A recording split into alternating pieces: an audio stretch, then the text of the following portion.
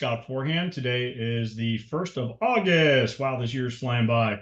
It is 5:38 p.m. We're here today to talk about infinite banking, debt-free life programs, some comparisons, maybe some advanced topics. We have a guest with us, Mr. Mark Creighton, Regional Vice President for Mutual Trust Life, Pan American Life Insurance Group, who is one of the carriers that we write these infinite bank programs with. And we're very blessed to have him with us because he is super knowledgeable about this. Mark, you want to go ahead and introduce yourself more than I have? That means Mark is silent. He's playing the part of the silent one right now. So he's sending us all positive vibes. So maybe he'll jump back in. I see, looks like the numbers are coming up and down. Yep, I don't know that he's here. No, he must have lost connection. All right, well, I'm sure he'll come back. So let's go ahead and get rolling here. I do see Veronica Bennett. Are you with us, Veronica? Yes, I'm here. Very neat. Hey, Veronica. And Veronica, if you don't mind, whose team are you on? Or are you here looking at this for yourself? I'm in Helen's team. Oh, awesome. Love Helen. Helen Griffin. Mm-hmm. Phenomenal. Yes, Griffin. Yeah, Helen's wonderful. And then I also see saw an Ivette here before. That's it. All right. That looks like, okay. So we'll just go ahead and get rolling here and share. Okay, I'm going to do Kim. I'm going to go ahead and do a full presentation for you so that you can see what this all looks like from beginning to end. Now we have different programs that we can use to describe and present these. Mark, I see that you're back. Did you want to say anything before I jump into this presentation real quick? Oh, you're muted, rookie. See that? You go first. I'm doing a presentation, man. I've already introduced you. Well, I'll wait. Okay. It'll work when you're done. Okay. All right, so we're going to go ahead and do this. Can the old guy work technology? Inquiring minds want to know. Well, I think that maybe he can. Look at that. Look at that. Share screen. Winner. Chicken dinner. Everybody see my screen? Right on. All right. Thank you, Trevor. Thank you for the nod of approval. I appreciate you being here, man.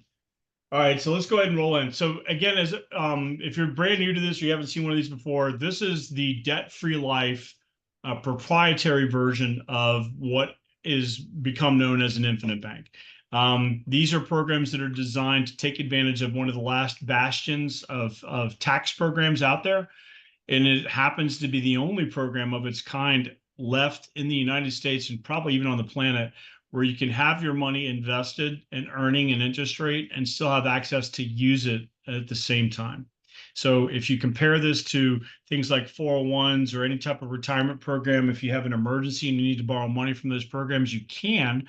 But the minute you do that, it takes some money off the table and it's no longer earning interest for you. It is then nothing more than a cost center for your program. So that's the interesting thing about these programs. And because of the nature about how these programs work, we're able to create something called arbitrage. And we're going to talk about arbitrage in just a minute. But that's how banks make money, which is one of the reasons why these programs are called infinite banks, also known as private banks, also known as debt-free life banks. So let's keep rolling. All right. So two of the primary tenets of these programs are it's about retirement and it's about debt. So one of the things we know is if you have debts and you're working to eliminate your debts, that means the activity and actions that you have saving for your retirement have been reduced. You're not able to do that as efficiently as otherwise. So that's why we ask one of those questions. Are you 100% sure you're going to have a great retirement, or do you have some doubt? In addition to that, we know that you've got debt. Everybody's got something. Well, not everybody, but most people do. And if we could show you a way to eliminate all your debt, and this slide says, I think 9 years or less, what I actually find is that it's not 9 years or less. It's 15 to 27 years early. So if I have a 30-year mortgage, I've seen these programs work on a 30-year mortgage where it's eliminated that 30-year mortgage in 3 years. So it's not just 9 years or less, it's 15 to 27 years early. So if we could show you a way to eliminate your debts 15 to 27 years early without you spending any more than you're spending right now, would you want to listen? And those are the two kind of lead-in questions that we use to get at least a surface level interest in what we're getting ready to show you.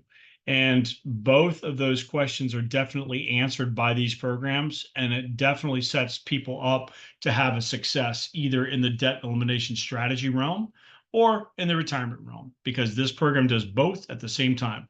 Yes, you heard it, both at the same time. Super powerful, right? Thank you, Mark Creighton and Mutual Trust Life. All right, so here's where we go.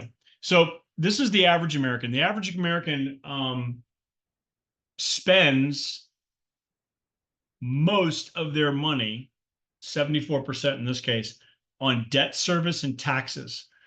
And if our founding fathers of our country were alive now, they would be rolling over and they'd be rioting, because this is not the way it's supposed to be. And if you had an option to spend less money that you earn on interest, of course you would do so if you could.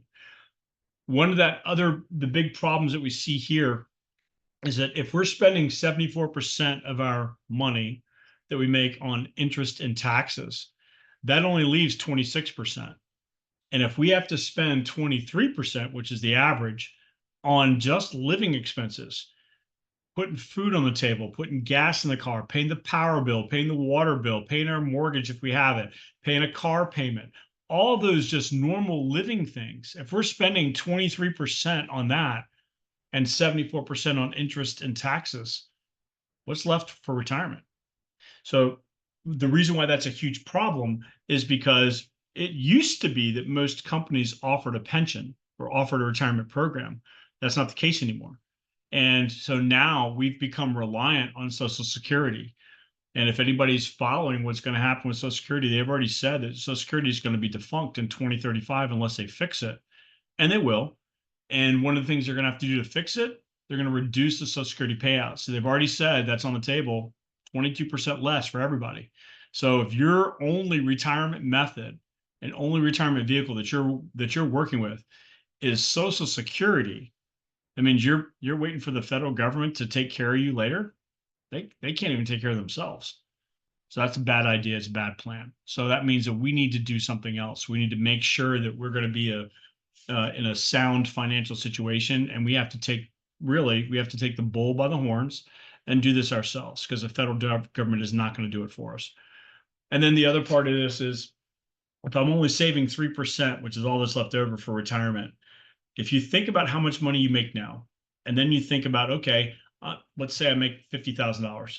Okay, that's not bad. And I make $50,000 every year for the rest of my life. Okay, not bad. And then I get to the end of my life, where before not the end of my life, but I retire. If I've only saved 3%, how long is that money going to last? And it's not long. And that's the problem. If we are going to try to maintain our normal living quality when we retire, saving 3% is not going to make it.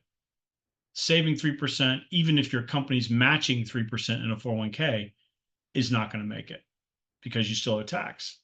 And so the actual realized amount that you would get out of a retirement program, it's 3.25 or 3.65% of what you're saving is what you're actually going to realize. And that's not enough. And it's certainly not going to last long. So people's most concerned question about whether they're going to have enough money at retirement, if they're going to outlive their money, it's absolutely a real question, and it's a real problem. And they're right. They're going to outlive their money. Unless they happen to talk to one of us, in which case we can fix that for them. The average American makes $2 million in their lifetime. This slide is 6 years old, so that number is probably not the case anymore. The reality is, if I save 3% and I make my $2 million in my lifetime, that means I've got $60,000. How long is $60,000 going to last in retirement? A year? Year and a half? Maybe two, if I stretch it? It's not going to make it. So we have to do something different. Here's the something different. If we can do things to eliminate our debt, let's say we get the bright idea to do a Google search and we do debt consolidation or we do debt negotiation. What you're going to find are people that are going to propose that you do the bullets that you see on your screen. And what I'm going to tell you, from a human being to a human being, every one of those fails except for that last bullet, which is a debt snowball. Work harder. If I could work harder, I would be doing so already. And if I'm getting older and I'm trying to work harder so I can save more, how long am I going to be able to keep that up? Spend less. If I could spend less, wouldn't I be doing that? This isn't work your tail off for your entire life just so you can end up eating tuna fish and ramen while you're waiting to pass. Save more.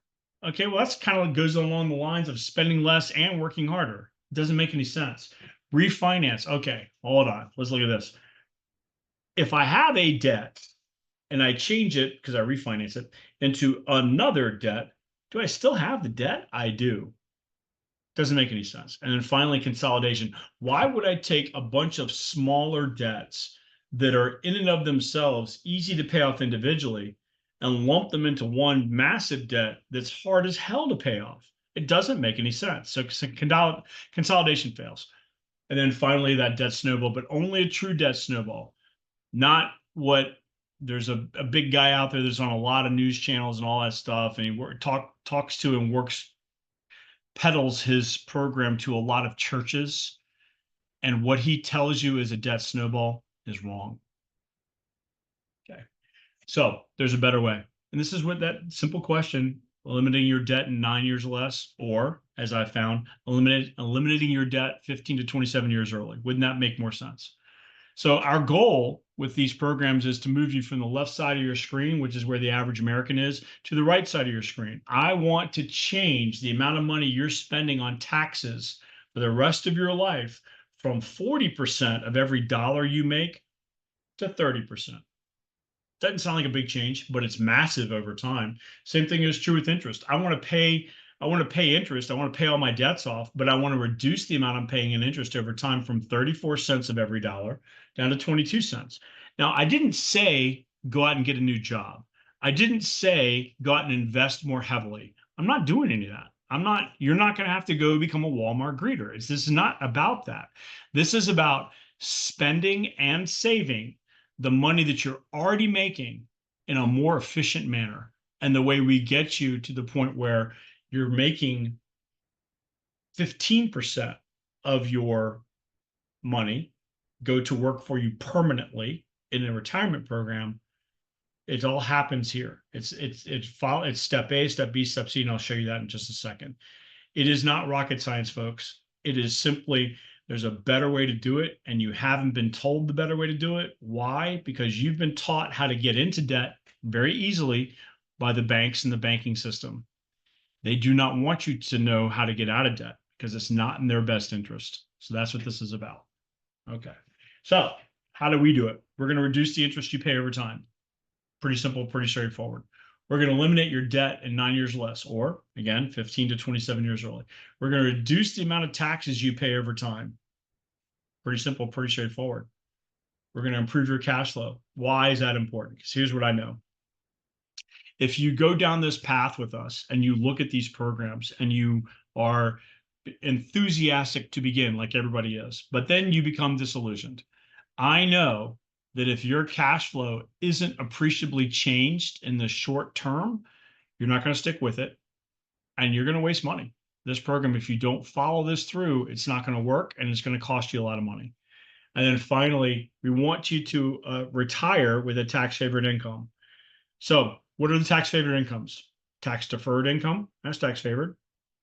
Tax reduced income, that's favored. What's the best? Tax exempt income. That's the best. All right. There are other programs that are out there, and you're going to hear a lot about some other ones. I'm not going to tell you too much about them. I'm just going to tell you there's a program out there that uses home equity line of credits. Stay away from it. There's too many uncertainties with that program. Like, for example, did you know that a home equity line of credit can be called due?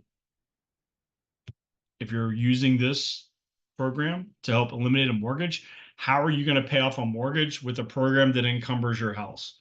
Doesn't make any sense. That one doesn't work. And also, can you tell me what the interest rate is going to be in 6 years? You cannot, because a home equity line of credit, a HELOC, is based on a variable interest loan. And the people that offer those programs, the companies that offer those programs, don't do it for their health. They do it for their wealth. All right. The other thing you're going to hear a lot about, we already talked about it earlier, was an IUL. IUL's same problem. I don't know how it's going to perform. I can't tell you if in 3 years it's going to have made you money or not. I have no idea.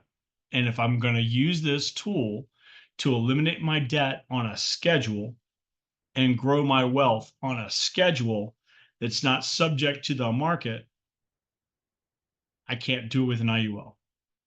And then the other option you're going to hear about, there's some different types of whole life programs. The one that we use is called participating. That word participating is very important. It's because we get to participate with the profit of the company, which is going to allow us to grow. And we're also going to, if we do it with the right company, a company that's a mutual company, then we're going to be able to not only grow because of the participation, but we're going to be able to grow because of the dividend. All right. 80-20 rule. Why do most of those other programs fail? Because they don't plan for the unexpected. Nobody plans that they're going to lose their job. Nobody plans that COVID's going to hit. Nobody plans that there's going to be a war that's going to adjust or abruptly change the business that they're working at, their trajectory. For me, I used to be in the healthcare industry. Nobody planned that electronic health records were going to take over and eliminate my position. Nobody plans for this stuff.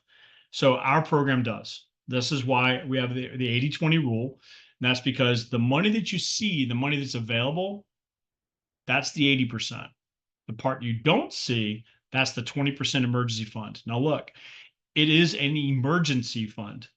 It's not a, I need to take a trip to Tahiti type of emergency. It's a, I need $20,000 yesterday because my brother just lost his job and he and his wife are going to lose their house unless somebody rescues the mortgage. It's that kind of emergency. And here's the thing. You can do it once, because when you do it after, you can't do it the second time, because once you do it that first time, the game's over. The whole process is closed. All right. So this is what we were talking about, different types of tax advantage programs. Tax deferred, taxed, and tax free. So what is a taxed retirement program? That's a savings account. The money's in there. It's in your savings account. It's earning. As long as the money's in there, it's earning a tiny bit of money, but it is earning. You pay tax on it when you earn the money, and then that's it. Tax deferred. That's your 401k, your 403b, your KEO, SEP, FERS, 457, deferred compensation plan, that kind of stuff. That's the tax deferred program. But here's the thing. Does anybody know what the tax rate's going to be in 2 years? Anybody know what the tax rate's going to be in 5 years? Can anybody tell me whether or not the federal government's going to raise tax rates or lower tax rates? I would say with the rate that the federal government is spending money right now, they're in a snowball's chance in hell that they're going to lower tax rates anytime soon, if ever. And trying to get a politician to spend less money, those words don't go together ever. I don't care what side of the aisle you're on. So the point is that if we're doing a tax deferred program, then what we're really saying is, hey, Scott, I don't want to pay tax on this money today, because I want to pay more tax on the money later when I pull it out. I'm going to pay a higher tax rate. Now, look, I understand there's lots of people out there, there's lots of financial planners and folks like that talk about and they expound on the benefits of 401s and those kinds of things. And I don't disagree with them. However, the truth is slightly different than what's been told to everybody for the last 30 years. A 401k or retirement program like that is tax deferred. And the concept was, I can put money in, reduce my taxable income now, so that later when I'm making less money, I can pull out money. And because I'm making less money later, it'll be at a lower tax rate. That's where it fails. The tax rate is not anywhere near where it used to be 20 years ago or 30 years ago. And what you're seeing now is people are having to take money out, and they're having to take more money out of those retirement programs than they had originally planned, which is causing their retirement programs to fail early, which is why that big concern, they're not concerned about dying, they're concerned about outliving their money. And they are right on the mark because they are probably going to outlive their money. So that brings us to tax-free. If you look at the graph here, this is the same investment. It's a $25,000 investment invested for the same period of time, 28 years, assuming the same interest rate, 7%. Good luck getting your 401k to produce 7% per year every year, by the way. And then finally, looking at a 25% tax rate, okay? In all these cases, there is no way. It is impossible. It is mathematically impossible for anything other than the tax exempt program to work to win. So, and I'm a math guy. I'm a math geek. I can't do it. Doesn't happen. Doesn't work. All right, so let's keep going. Oops. This is a financial tool. Yes, it is life insurance, but we are using life insurance as a financial instrument, which means if it's going to be a financial instrument, it's going to follow standard financial instrument processes. The process for a financial instrument works in phases: maximization, accumulation, distribution. The maximization phase is simply building up the amount of money that we're putting into this vehicle, whatever it is, getting it to that point of maximum contribution as quickly as possible. Accumulation, that's the phase where we have reached the pinnacle of how much we're going to contribute, and we're doing that for as long as we can until we're ready to get to the distribution phase, that's when we're draining the program. So the first program is we have a faucet, we've got a bucket, we're turning the faucet on stronger and stronger and stronger. That's the maximization phase. And then we're leaving the faucet to run into the bucket until the bucket's filled up. That's the accumulation phase. And then we're cutting off the water and we're tipping the bucket over and we're having a nice, fresh, cold drink of water. That's the distribution phase. If you can't do one without the other. You can't start in distribution, obviously. And you wouldn't want to do maximization during the distribution phase because you're already there. Now, here's another cool thing. These programs are flexible, so you can move back and forth. You can get to the maximization phase and all of a sudden, roadblock. Wife is the only one working right now. I lost my job. Okay, that means we're going to pull back the contribution to what we can afford, and then eventually get it back once I get reemployed. Oh, incidentally, did I tell you that you can use this program as an unemployment insurance policy? Pretty cool, huh? All right. Now, look, this is not new. These have been done for a long time. The oldest one I can find was done by John Rockefeller back in 1904. There's actually a book out there called What Would Rockefeller Do? And you can read that book and it talks about that. These are some of the figures that you see on your screen now. These are some of the other people. And the last I heard, Warren Buffett is still doing these programs. And the number I've heard is 14. I think he's got 14 of these programs running. Don't quote me on that. That's just what I heard. Hearsay, right? But all these other people have done this. Ray Kroc used this to fund the first several units of McDonald's. Walt Disney used the same infinite bank consistently over and over to help fund the construction of both Disney World and Disneyland. So this is not something that we're just pulling out of the air, folks. This is something that's been around for a long time. So if you don't trust me or don't listen to me, that's fine. These other people had to figure it out. Listen to them. Okay. So in the end, what do? This is what we do. We harness the power of life insurance, both using the tax code 7702A, which describes the tax-exempt nature of life insurance. We stay within the guidelines of 7702A and make sure we're compliant so that we don't make what's called a modified endowment contract, which means the event the vehicle becomes taxable.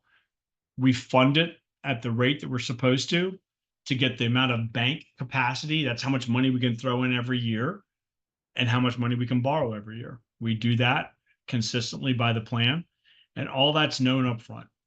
Is that known up front in a HELOC? Is it known up front in an IUL? Nope. Okay. So another one of the really cool things about these programs is they are, as I mentioned, flexible. I don't know whether or not I'm ever going to have another big purchase in my life. I would bet money that I will. And that means that while I don't know what that's going to be, I know that it's going to happen. So the whole idea of having a flexible program where I can drop that new debt in is really comforting to me. And here's the cool thing, little secret. The more debts you have, the faster it works. I am not telling you to go out and get more debt. No, no, no. What I am saying is don't freak out if you have to go add. If your car drops a transmission, build it into your program. Go pay, take the money out of your program, build it in as a debt, pay yourself back. It'll actually make your program work faster. All right. So these are some of the first folks that we did this with back in 2018. Wow, it's been a long time. And these are small now. I'm looking at some of the clients that I'm working with. We're eliminating millions of dollars of debt and creating millions of dollars of wealth at the same time. But here's the cool thing. It's not just wealth. It's tax-free wealth. It's way better than taxable wealth. All right. So if you're going to do these programs, you need to understand how you spend money. And this is a critical thing. You know how to spend money because this is what the banks taught you. Okay. And why do you think the banks would teach you one specific method about how to spend and save money? Is it because it's best for you? Nope. It's because it's best for the banks. So here's what it looks like. So you go out and you earn money, whether it's a 1099, W-2, W-4, whatever, doesn't matter. You earn money. That money gets deposited into your checking account. Great. It doesn't matter what bank you bank with. It's your checking account. And that money sits in there. And while it's sitting in there, what's happening with your money? Well, the bank is lending it out every night at the federal funds rate. They're paying you nothing for the use of your money. They're not asking you permission to use your money. And the average dollar that you're putting into your bank account gets lent out 7 times before you use it and makes the bank 61 cents. Do the banks sell anything? Do the banks make anything? The banks use your money to make money, and they don't even thank you for it. Actually, what they do is they say, you know what? Thank you, Mr. Forehand, for keeping at least $2,500 in our bank. And because you've kept so much money in here, we're not going to charge you a fee to keep your money in our bank and letting us use your money every night and make money with it. That's what they say. So are they your friend? Nope. They're never supposed to be. Banks are banks. They're here to make money. And I can't fault them for that. Okay. But what I can do is I can understand what they do. In the end, I tell my bank through my bill pay or because I've written a check, yes, I still have a checkbook because I've told my bank to pay my debt. And what happens? The bank says, okay, thank you very much, Mr. Forehand. We'll go ahead and send that bill off to your car company. And then what happened? That money gets transferred to the car company. The car company's happy they got paid. My checking account balance is lowered. And then my money becomes their money. And my money's gone forever. I don't care how nice you are. If you go to that car company and say, hey, Mr. Car Company, look, it's really, really tight. My daughter's getting married next month. I need a little bit of money. Can you give me that car payment back yet, please? Or can you give me my last 3 months of car payments back? The answer is resoundingly going to be no. Good luck to you. I hope I hope your daughter has a nice wedding. That's it. So in the example that you see, which is how you've been taught how to spend and save money, the bank is the only one who makes out. The bank made money with your money every night.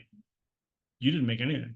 Maybe you've got a money market account. Maybe you make a little bit, but it's a pittance compared to what they're actually making. So let's show you a different way. This is how we do it with a debt-free life bank or an infinite bank with our company.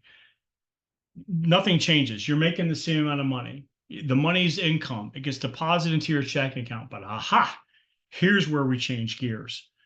Instead of me leaving the money in my bank account for my bank to lend out every night and make the 61 cents with every dollar that they're going to make, I say, hold on, Mr. Bank. I have a life insurance policy that I need to pay on. Please send that $1,000 up to my life insurance policy and pay my whole life policy. Folks, whole life. I said it before, participating whole life. This is a big deal, okay? Please pay my life insurance policy. Okay, great. Now, when that money hits my Infinite Bank or my life insurance company, they do something different with the money. The bank sends one payment. That payment, when it hits, gets split into three parts. Part of it is paying for the whole life policy. Part of it is paying for the term rider. And part of it is paying for the paid up additions rider. So the core policy is whole life with a term rider and a paid up additions rider. Now, why is this important? All right, it has to do with how the IRS looks at the money that gets spent. So the IRS says under tax code 7702A, all money that's non-MEC that gets spent on life insurance is tax exempt. And all money that's derived from life insurance is tax exempt as long as it's a non-MEC. So if I put money in here and I follow the IRS's guidelines about how much money I can put in here and how much money I'm spending for life insurance and how much money the total life insurance policy is, then I'm going to have in the end a tax exempt program. Great, right? If you do this with just whole life, it's a very expensive proposition.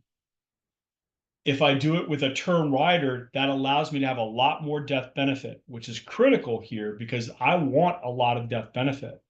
Because when the IRS comes around snooping and they look at how much I have in my invested in my Infinite Bank, my life insurance policy, they want to know how much money is the cash value, what's the death benefit. So if the cash value is always less than what this big umbrella of a term policy provides, then I'm always going to have less cash value than death benefit, and it's going to be non-MEC, i.e., not taxable. All right, so let's talk about that last part, paid up additions. Why is that important? If you know anything about banking or look at banking, banks are required to keep a list of assets on file, just like every corporation does. Okay. One of the assets they buy is, which they're called tier one assets. Gold would be a good example. Gold is a tier one asset. Why? Because we know it's never going to lose value. We hope that it's going to go up in value. Has anybody ever known a gold price to drop? And I will tell you that it has. In history, it has, but it's not often. So gold is a pretty good investment, except for this. Can gold be stolen? Right. So here's the thing. So while gold is a good investment, gold is a solid investment. Gold is something that most people should have in their portfolio, in my personal opinion. It certainly is not something that's bankable. I don't know how much that bar of gold is going to be worth 2 years from now, or 3 years from now, or 4 years from now. That's why life insurance, okay, is an asset class that we call a tier one asset. Tier one means it's the safest and most cost effective. Tier one assets are safe and they're cost effective. Okay. Why is it a safe and a cost effective asset? And this is not me. This is all the banks do this and all big corporations do this. There's this thing called bank owned life insurance, BILO, right? If you've ever been driving around, and there's lots of companies that do this, but they'll have this advertisement that says, hey, if you've got a life insurance policy that's worth $100,000 or more, don't cancel it. Give us a call. It might be worth some money, and we'd like to buy it from you if it is. So what are they doing? They're buying your life insurance policy, giving you pennies on the dollar, assigning themselves as a beneficiary, and taking over the payments if there are any. And they're doing this and they're not giving you $100,000 for your $100,000 policy. They might be giving you a couple $100. If you were going to cancel it, a couple $100 is better than nothing. Okay, not a bad deal for you. But this is how they just put $100,000 of assets on their books for pennies. This is why their sheets, their data sheets, their asset sheets are inflated. And so I don't disagree with it. I think it's a good idea. It's a good strategy. But that's if the banks think that this is an asset and big companies think that this is an asset, who am I to think otherwise? So that's why when we look at these programs, paid up life insurance, paid up additions, that's what that is an asset. Here's another cool thing. If I buy $1,000 of paid up life insurance, Do I have any idea how much it's gonna be worth 10 years from now?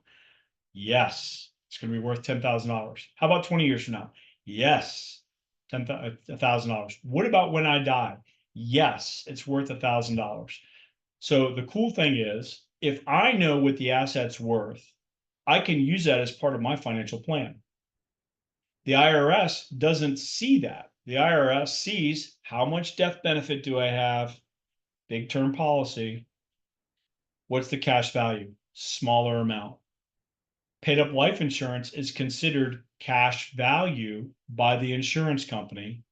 It's considered life insurance by the IRS. It's the best of both worlds. The company that's going to give me the benefit, the carrier, pay me interest and dividend on my life insurance cash value, great. And the company I don't like, the IRS, and don't have any illusions, it is a company. The IRS, they want to pay taxes unless it's life insurance because they left that loophole open under tax code 7702A. So going back to this. So now I've got, instead of the bank making money every night with my money, earning arbitrage, remember that word, right? What's arbitrage? Arbitrage means I'm borrowing money at a different rate than I'm lending it. And it can be positive or negative. Every time you use your credit card, you're executing negative arbitrage.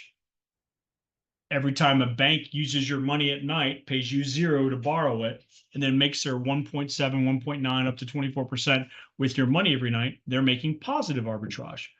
In this case, we have the capacity to generate arbitrage. Why? Because our money is not stuck in the bank where we don't have control.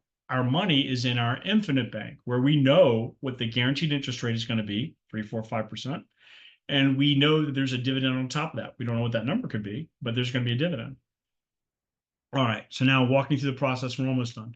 Walking through the process, what happens if I need to pay that car? So in the previous example, if I'd taken $1,000 out of my checking account and sent it to that car company and paid that car off, what would I have done? I would have exchanged $1,000 of cash flow for $1,000 of equity in a depreciating asset, which is a vehicle.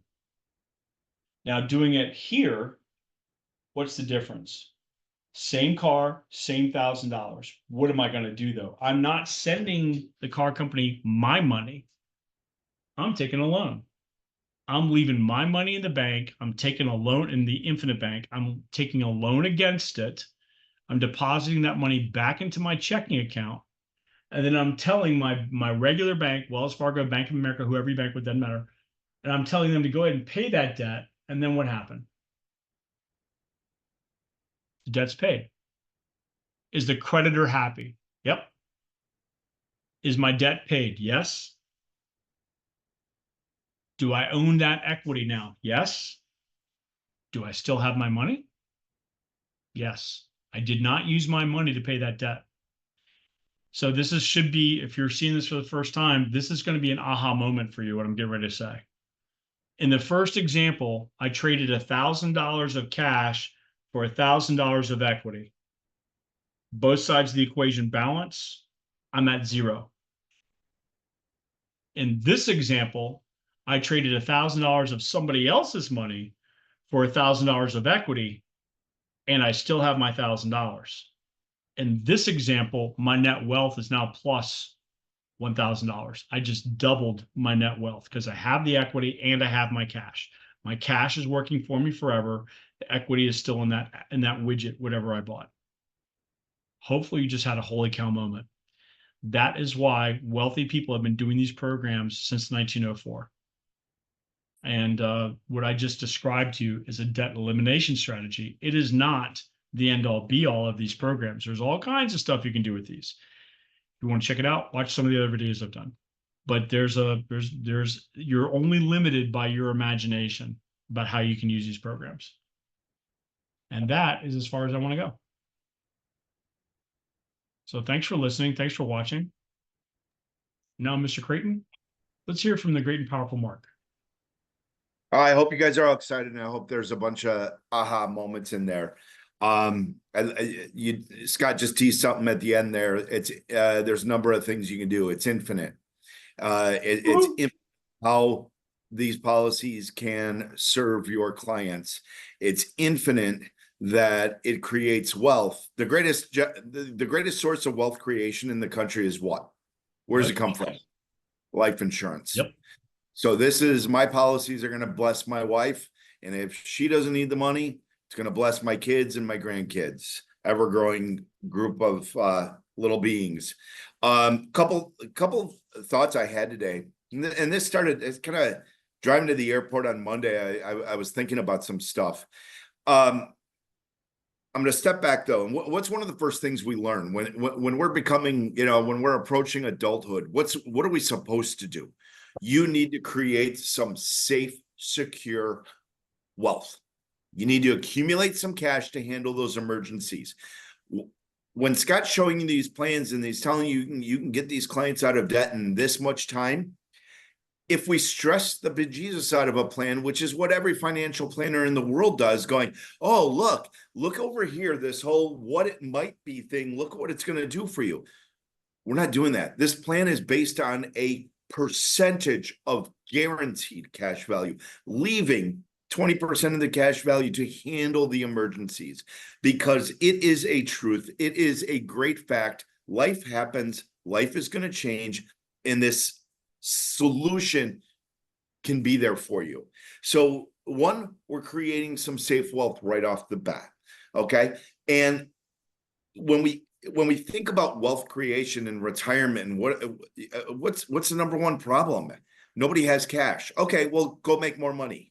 Raise your hand if that's the easiest thing in the world to do. Maybe you can work more than 24 hours in a day. Let me know if you figure out how to do that. Maybe you just walk into the boss's office and go, you know what? I think I'm worth 3 times more what you're currently paying. Nobody can do that, right? That's not going to happen. So the quickest way, keep more of what you make. It isn't going to find that, find the next Apple stock, go find the next Tesla, get in on Bitcoin before it blows up, right? Maybe you're lucky enough to do that. Most of us aren't going to be. It's going to be disciplined work, keeping more of what we make, being smarter how we send our money. Now, how many of you on this call was really excited when he told you this solution involves life insurance? I was. The best wealth tools, best financial instruments are the ones that are protected. Now, somebody's going to tell you, I can do this with cash. Dave Ramsey told me I can. Great. What happens if something happens to you? You're doomed. Your family is doomed. All the wealth that they may have is going to be spent to get them through life. And most often, their lifestyle has changed tremendously. They no longer have a potential retirement. Kids aren't going to college anymore. So when you're getting clients out of debt, in some respects, your clients have to know that, hey, I've got a burden off my back. If something happens to me, I love my family. I need them taken care of. This death benefit is going to keep anything else we have safe. And those debts we have are going to go away. So kind of in day one, they can be almost, depending on the size of the policy, how much they're funding, they might be debt-free or have the knowledge that they're protected there. So when we think about infinite banking, specifically using it for getting out of debt, we've got the tax-deferred growth Scott covered time and time again, and we got the tax-free access because the IRS gives us preferential treatment. And don't worry about that. Do you know how many congressmen and senators and politicians own these kind of policies? Why do you think the IRS has never tapped it? Because they won't let them. Rich people own this. Do what rich people do. Have this policy working for you. But that death benefit, I'm blessed. Things are going well for me. I've got wealth here. I've got wealth there. I am diversified. I've got my best safe asset class product that I can use to grow more wealth. I'm investing in a property with it right now. That's going to create residual income when I'm retired. And by the way, when I figure out when I think I'm going to retire, it's kind of fluid right now. I'll have all my money back in my policies and I can do something else with it. I can go buy another property. You're not allowed to retire until I do. Oh yeah. What are the rules? No, we're dying at the desk, Scott. That's what we're doing. We love this too much, but it's there to create wealth, build wealth. It's the most amazing thing ever. All right, I'm done. I gotta breathe. Mark, thank you. I always appreciate you, and Mark always brings a breath of fresh air and a perspective that you guys don't know this, but Mark is kind of he's kind of a bigwig when it comes to this stuff. He's been doing this for a long time. I mean, I am an internationally known IBC expert. yes, he is. So yeah. So and I've been in some of those countries with you, and it's been a blast. And I can't wait to go again. I understand we're going to London. And We are. What is this? 9 months? I'm excited. Indeed. Yeah, very cool. So, folks, this is a Q&A. If you got questions for Mark before he gets out of here, because I know he's got another engagement, feel free to unmute. And if not, we can bid Mark adieu, and then we'll finish and complete this. Going once. Going twice. I don't see anybody reaching. All right. Mark, thank you so much for coming on short, especially on short notice. Appreciate you as always. Great job. Oh, my pleasure. Thanks again, Scott. And nice to see you all there. And I hope you take a lot of notes and get a lot out of this. This is the greatest tool and something that everybody should be doing. And Mark, be on the lookout for Kim Larrett, Jacques Henry, Augustine Martinez, and Bill Parton, if it's not already there, requests to get writing IDs with MTL. Awesome. You'll hear from me as soon as they're done. Thank you, Mark. Let me know what I can do for y'all. Have a great day. Bye, folks. Thank you, Mark. Thanks, Bye-bye. Mark. Okay, I'm going to stop the recording.